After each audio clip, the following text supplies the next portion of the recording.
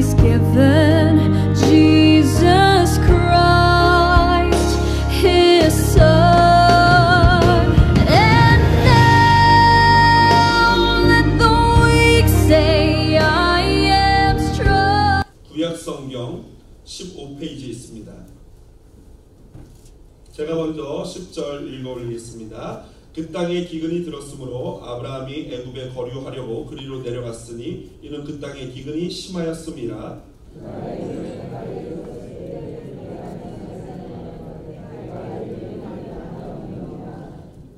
애굽 사람이 그대를 볼 때 이르기를 이는 그의 아내라 하여 나는 죽이고 그대는 살리리니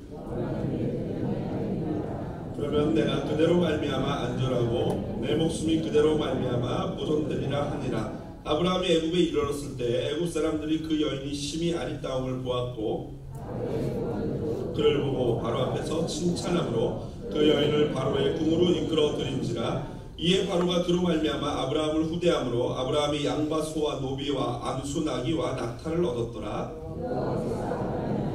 살의 일로 바로와 그 집에 큰 재앙을 내리신지라. 바로가 아브라함을 불러서 이르되 내가 어찌하여 나에게 이렇게 행하였느냐? 내가 어찌하여 그를 내 아내라고 내게 말하지 아니하였느냐? 내가 그를 데려다가 아내를 삼게 하였느냐? 내 아내가 여기 있으니 이제 데려가라 하고 다같이요. 바로가 사람들에게 그의 일을 명하매 그들이 그와 함께 그의 아내와 그의 모든 소유를 보내었더라. 아멘. 오늘은 창세기 12장 10절에서 20절 본문 말씀을 가지고요. 때론 기근이 심할지라도 라는 제목으로 함께 말씀 나누도록 하겠습니다. 여러분, 한국의 여수라는 지역에 있는 애양원이라는 병원을 여러분 혹시 알고 계십니까? 여러분 아마 한두 번쯤은 들어본 이름이지 않을까 생각을 합니다. 애양원은 아시다시피 한센시병, 그러니까 성경에 나오는 문둥병을 환자들이 모여서 사는 그런 병원 아니겠습니까? 이 병원이 어떻게 시작됐냐면 1909년도에 이 오웬이라는 선교사님과 포사이드라는 선교사님이 계셨는데 그 포사이드 선교사님은 의사셨어요. 그러면서 이제 이 전문직 선교사죠. 선교사로 우리 한국에 왔었는데 그 오웬 선교사님을 폐렴에 걸린 오웬 선교사님을 치료하러 가던 길에 그 광주와 여수 사이의 그 길에서 한 길가에 쓰러져 있는 여인을 발견하게 됩니다. 근데 그 여인이 한센시병, 문둥병에 걸린 여인이었고 포사이드 선교사님이 그 여인을 치료하면서 그것이 시발이 돼가지고 이 애양원을 차리게 되는 것입니다. 이 애양병원을 설립하게 된 것입니다. 그런데 이 1911년도에 이 애양병원이 원래는 광주에 있었는데 그 애양병원이 이제 여수로 옮기게 되면서 환자들이 한 600여 명, 560명 정도가 모였고 그러면서 환자들에 의해서 그곳의 이름을 애양원이라는 이름으로 부르기 시작합니다. 그러면서 그 애양원 안에 이 교회가 생기는데 애양원 교회라는 교회가 생기는데 그 교회 2대 담임 목사님이 바로 그 유명한 사랑의 원자탄이라는 별명을 가진 손양원 목사님이 2대 담임 목사로 부임하게 됩니다. 그래서 그 이후에 현재 그 애양원 교회는 성산교회라고 불리게 되는데요. 그 손양원 목사님이 왜 사랑의 원자탄인가? 그 일화는 너무나도 말할 것 없이 수없이 많죠. 한센시병들의 고름을 입으로 짜는 일이라든가 이런 것들은 말할 수 없이 많은데 가장 그 중에 백미 중에 백미는 자신의 두 아들을 죽인 안재선 씨를 용서하고 그를 양아들 삼은 것입니다.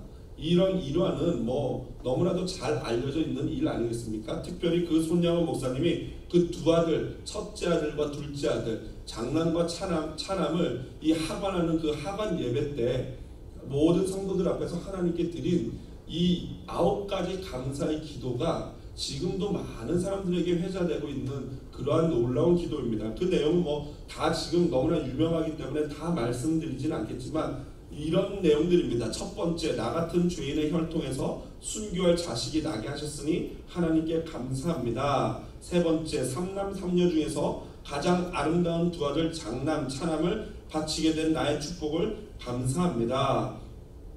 여섯 번째, 미국 가려고 준비하던 내 아들 미국보다 더 좋은 천국 같으니 내 마음 안심되어 감사합니다. 9번째, 이 같은 역경 속에서 이상 8가지 진리와 신의 하나님의 사랑을 찾는 기쁜 마음, 여유 있는 믿음 주신 우리 주 예수 그리스도께 감사합니다 라고 기도해서 모든 성도가 눈물바다가 된 그런 이 일화는 너무나도 유명한 얘기입니다. 사실 여러분, 이런 이야기를 들으면 감히 우리 같은 사람이 이런 곳에 접근할 수 있을까라는 그런 생각을 하게 되죠.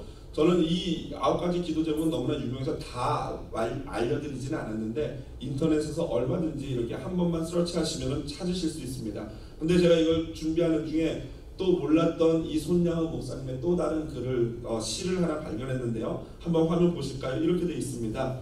꽃피는 봄날에만 주의 사랑 있음인가, 땀을 쏟는 염천에도 주의 사랑 여전하며, 열매 맺는 가을에만 주의 은혜 있음인가, 추운 겨울 줄일 때도 주의 위로 더할 것은 솔로몬의 부귀보다 욥의 고난 더 귀하고 솔로몬의 지혜보다 욥의 인내 아름답다. 이 세상의 부귀 영화 유혹의 손길 되나 고생 중에 인내함은 최우순이 이룩하네. 아멘. 여러분 정말 아름다우시죠? 저 시가 그냥 일반 사람들이 썼다면 그럴 수 있겠지만 실제로 그 시대로 사시는 손양호 목사님의 글이라고 생각할 때 정말 마음속 깊은 곳에서부터 울림이 있다라고 밖에 고백할 수 없습니다. 여러분 올 한 해 어찌 보내셨습니까? 어떠셨습니까? 봄날만 있으셨습니까? 아니면 땀을 쏟는 염천, 추운 겨울도 있으셨습니까? 어리석은 질문이죠. 아마 한 분도 빠짐없이 봄날도 있었고 열매 가득한 가을날도 있었겠지만 또 추운 겨울, 더운 여름 분명히 맞이했을 거라 생각을 합니다.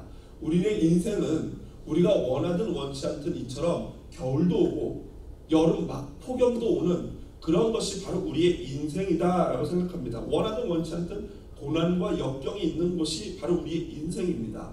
자, 그렇다면은 우리 크리스찬은 이러한 고난과 역경 가운데 어떻게 해야 하는가, 어떻게 살아야 하는가.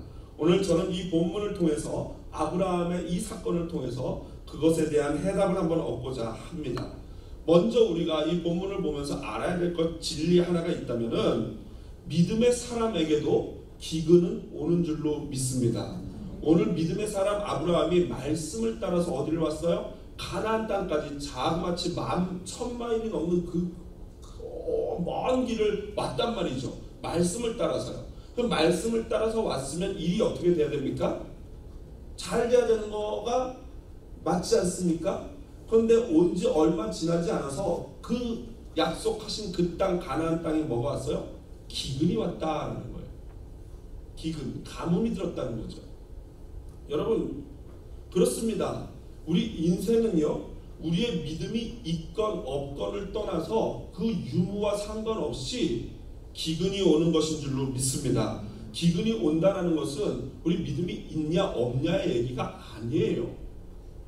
오늘 이 아브라함이 이르렀던 가나안 지역은요, 이 초승달의 모양과 같이 생겨서 이런 별명이 있습니다. 비옥한 초승달, 초생달, 이런 별명이 있어요. 그 가나안 지역이 초생달처럼 생겨서, 그리고 거기다가 또 비옥하기 때문에 그런 별명이 있는데 단 조건적이에요.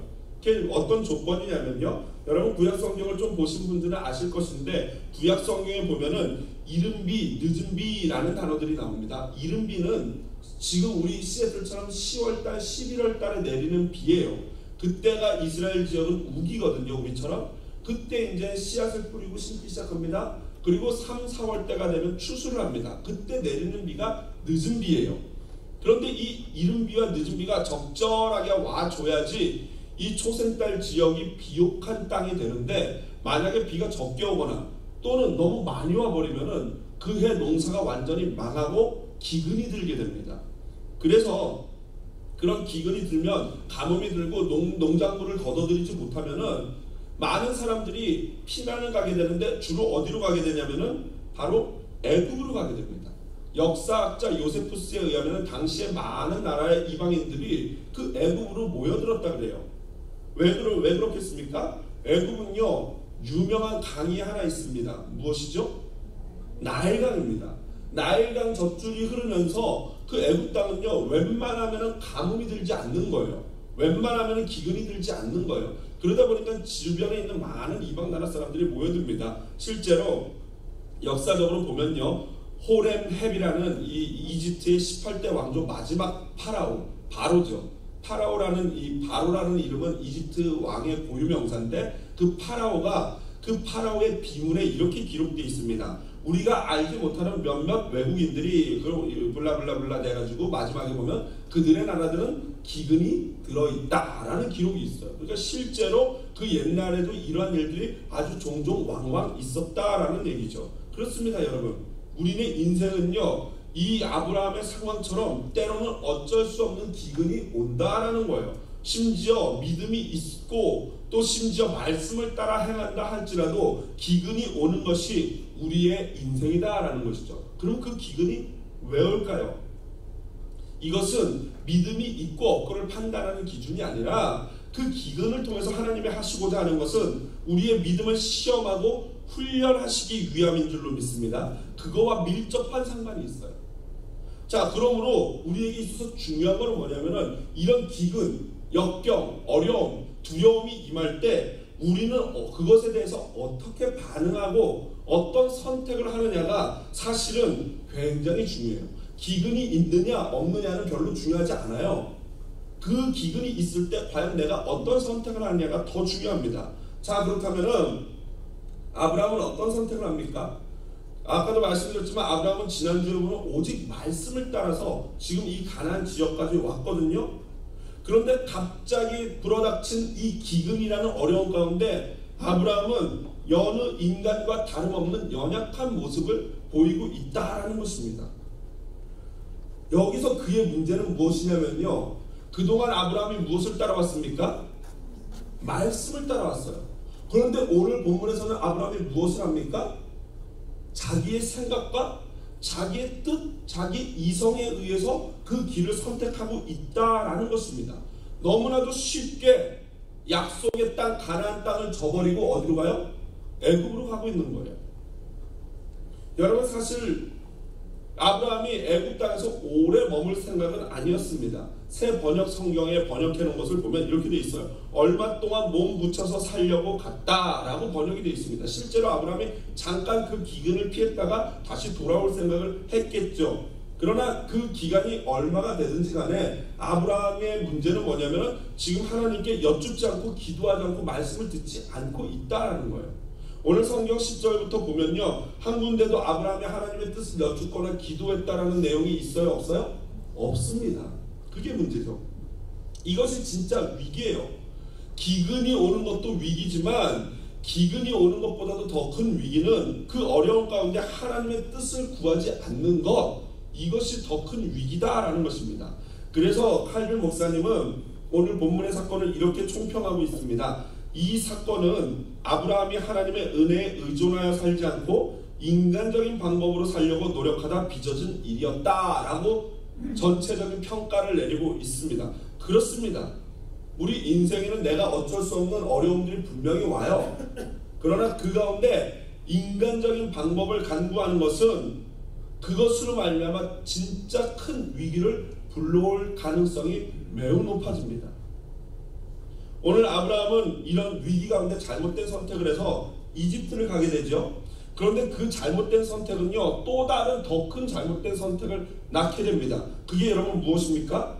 바로 자신의 아내 사례를 아내가 아니라 누구라고 칭하라고 부탁을 합니까? 누이, 여동생. 그런데 사실 여러분 이게 거짓말입니까? 아닙니까? 거짓말이기도 하지만 사실은 사례가 아브라함의 친척이죠. 사촌 동생이죠. 그러니까 100% 거짓말은 아니에요. 진짜 여자 동생 맞기는 맞아요. 그러니까 오빠죠, 아브라함이. 오빠 하다가 이제 아빠가 되고 남편이 된 거죠. 그런데 아브라함이 중요한 것은 100% 진실을 말하지는 않았어요. 오빠가 맞긴 맞는데 거기서 한 단계 나가서 남편이다 라는 얘기를 해야 되는데 그 얘기를 하지 말자라고 얘기하는 거죠. 여러분, 이것을 전문용어로 뭐라 그러는지 아십니까? 꼼수라고 합니다. 이걸 꼼수라 그래요. 어떤 목적을 가지고 진실을 가려서 말하지 않는 것, 이것이 꼼수입니다. 자, 바로 아브라함이 이 꼼수를 부리는데 사실 아브라함은 이해가 됩니다. 왜냐하면 당시 시대적 상황을 보면요, 언제라도 남의 아내가 이쁘다, 내가 힘이 있다, 그럼 죽여요. 그리고 아내를 뺏을 수 있어요. 경찰이 없어요. 나라도 없어요. 그러니까 얼마든지 힘센 사람이 동물의 왕국처럼 내가 원하는 걸 취할 수 있는 시대가 이때였단 말이죠. 여러분, 창세기 초반부에 제가 말씀드렸던 라멕 기억하시죠? 라멕이 최초로 이 아내를 2명을 두고 2명 더 이상이겠죠. 그걸 자랑하면서 아내들에게 노래하기를, 어떤 소년이 나한테 상처를 입혔는데 내가 그것 때문에 걔를 죽였다, 잘했지, 막 이러면서 노래 자랑하지 않습니까? 이게 그때 당시 시대 상황이었다라는 거예요. 그러니까 아브라함 입장에서는, 여러분, 이 우리 청년들 잘 들으세요. 남자친구 너무 이쁜 자매랑 결혼하면은 굉장히 힘듭니다. 예, 이 아브라함이 그런 거예요. 사례랑 결혼해가지고 얼마나 이게 지금 고통스러운지 모르겠어요. 어쨌든 살고 봐야 되니까 그 부탁을 하고 사례도 그의 이야기를 듣습니다. 사실 여러분, 이 아브라함은 저는 이해가 되는데 잘 이해되지 않는 것은 사례예요. 사례. 무슨 말이냐? 여러분, 우리나라 우스갯소리에 보면은 인생 평준화라는 그런 우스갯소리가 있습니다. 뭔지 아시죠? 40대가 되면은 욕망의 평준화가 이루어진대요. 그럼 무슨 말이냐면 40대가 되면 그냥 어쨌든 가정을 안정시키고 잘 먹고 잘 사는 거에 모든 초점이 맞춰진다는 거예요. 50대가 되면은 지식의 평준화가 된대요. 박사건 뭐 학사건 뭐 잡사건 뭐 이런 거 상관없이 다 그냥 거기 너나 나나 다 똑같아진대요. 그다음 60대가 되면요, 외모의 평준화가 된답니다. 그렇게 이뻤던 여성도 눈가에 주름이 자글자글해지고 남자는 배가 붕 나오고 머리가 벗겨지면서 이 외모의 평준화가 돼서 더 이상은 뭐 이쁘고 잘나고가 의미가 없어집니다. 70대에는 성의 평준화가 돼서 남편이 있건 없건 아내가 있건 없건 I don't care 막 할렐루야 이렇게 산다는 거예요. 80대가 되면은 부의 평준화가 돼요. 돈이 있건 없건 상관없어요. 뭐. 그 다음에 90대가 되면 우리 교회도 90대 한 2분 정도 계시는데요, 생과 사의 평준화가 된답니다. 산 사람이나 죽은 사람이나 뭐 별로 이렇게 다르지 않아요. 100세가 되면은 자연과 평준화가 됩니다. 그냥 자연의 일부래요, 100세가 되면. 자, 그런데 지금 사례의 나이가 몇 살입니까? 65세 정도 됐거든요. 그러니까 이미 사례의 나이가 뭐의 평준화가 되는 시대예요? 미의 평준화가 됐어요. 근데 여러분, 이게 이해가 되십니까? 아브라함이 이러잖아요. 당신이 너무 아름다워가지고 12절을 보니까 난 그 당신을 내 아내라고 하면 그 사람들이 당신의 아름다움 때문에 나를 죽일 것이다 라고 말하잖아요. 아브라함이 좀 미친 거 아닙니까? 아직도 이 콩깍지가 안 벗겨진 거겠죠. 그런데 아브라함만 그런 줄 알았더니 그게 아니었어요. 14절에 보니까 실제로 아브라함만이 봐줬어요. 애굽 사람들이 사례를 보고 뭐라고 그랬어요? 그 여인의 심히 아리따움을 보았고 라고요. 여러분, 이게 말이 됩니까? 65세 여인이 심히 아름다워가지고 한 나라의 왕이 반해가지고 아내 삼을 정도. 여기서 65세 한번 손들어 보세요 하고 싶지만 제가 인격적이기 때문에 참겠습니다만은, 사실 사례가 127세를 향수하고 죽었거든요. 그러니까 사례 전 일생을 따져서 65세는 딱 중간이에요. 그러니까 오늘날 나이로 환산하면은 80세를 평균 수명으로 보면 딱 40세 정도인 거죠. 그렇게 보면 어느 정도 약간 이해가 돼요. 40세에 아직 첫 번째 출산도 경험하지 않았고 뭐 그냥 이렇게 피트니스 센터 가서 운동 좀 하고 먹을 거 조심해서 먹고 잘 관리하면 40대 몸짱 뭐가 돼요? 아줌마가 되는 거죠. 그래서 40대 몸짱 아줌마가 되니까 아마 그랬을 것 같은데, 거기다가 이 사례의 아름다움은 굉장히 독보적이었던 것 같고, 거기다가 여러분, 이 여성들이 젊을 때도 아름답고 예쁘지만 중년에 뭐가 있습니까? 그렇죠, 원숭미가 있지 않습니까? 원숭미가 있어요. 그러다 보니까 그 품위와 그 고상함과 외모적인 어떤 이 좀 젊어 보이는 동안의 이 조화가 이루어지면서 아마 바로가 훅 바라버리지 않았나라고 생각을 합니다. 여러분, 저도 저희 집에 이제 40대를 바라보는 이 여성을 모시고 있는데 정말 보기 아름답습니다. 점점 더 이뻐지고 원숭미가 흐르는 것 같아요. 감사합니다. 그런데 이 아브라함과 차이가 있다면은 저만 보기에 그런 것 같아요. 저는. 사람들은 별로 모르겠고 저만 보기에 그런 것 같은데, 하긴 뭐 저희 어머니도 그렇게 인정을 하는 것 같아요. 그래서 어머니하고 저만 이상한 것 같죠. 여러분 이 시어머니가 사랑받을 수 있는 비결 중에 하나입니다. 며느리가 최고로 이쁘다. 아멘이 없네요. 그러시면 됩니다. 여하튼 이 사례의 아름다움은 이만큼 한 나라를 뒤흔들 정도로 아름다웠던 거죠. 그래서 바로가 그녀를 아내로 취합니다. 여러분 이 보세요. 아브라함이 자기 살라고 꼼수를 부렸는데 어떻게 됩니까?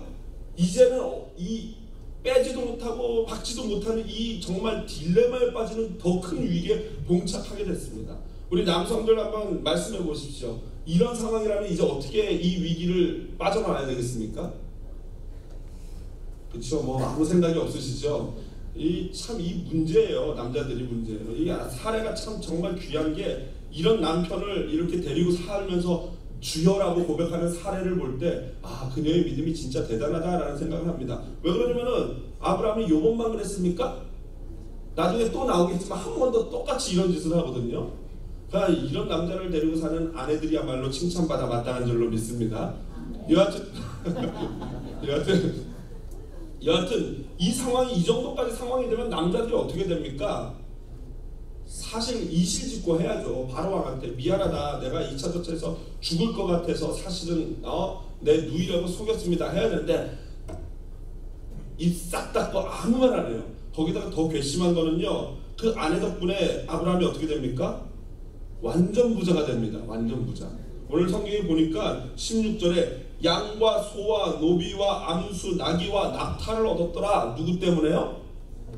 사례를 팔아가지고 얻은 거예요. 참 좋겠습니다. 여러분 이건 완전히 한 가정의 위기 아니겠습니까?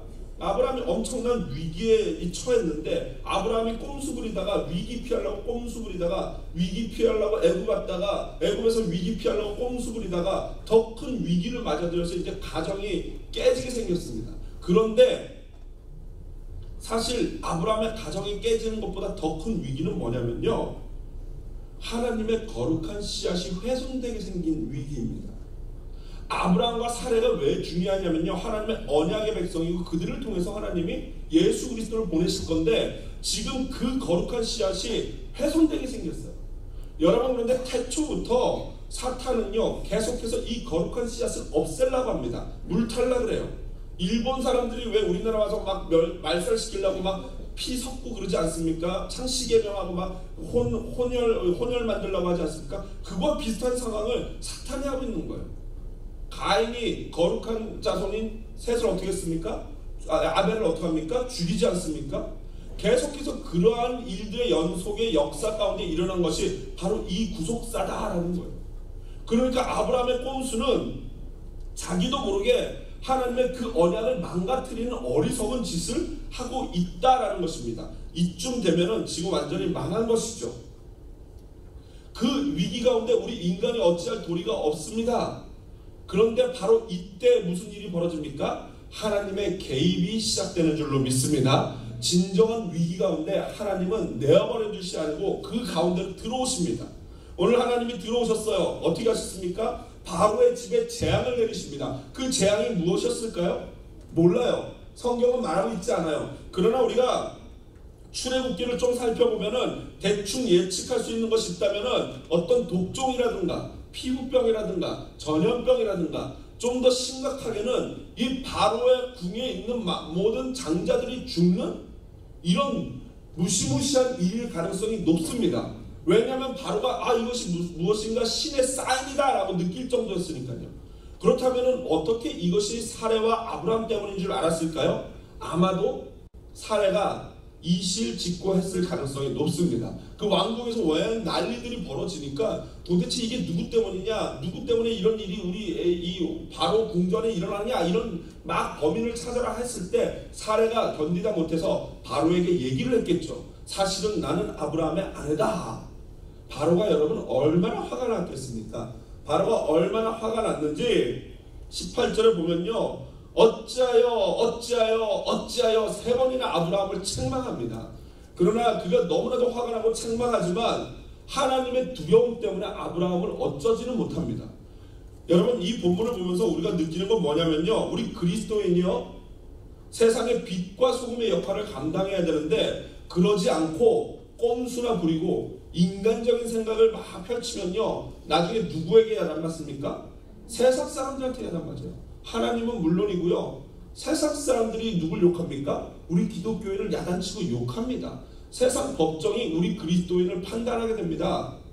그래서 여러분 성경에 보면은 소금이 만일 그 맛을 잃으면 어떻게 된다 그랬어요?